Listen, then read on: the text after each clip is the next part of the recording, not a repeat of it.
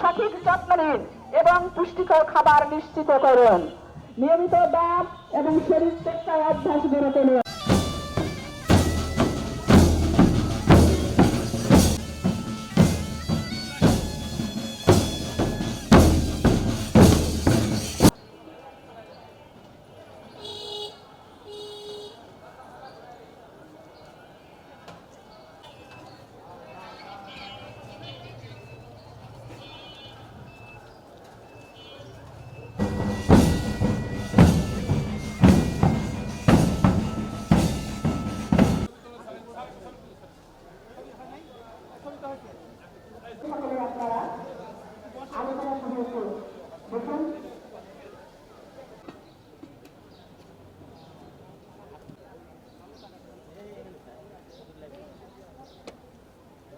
জন্য স্টেজে একটু বসুন।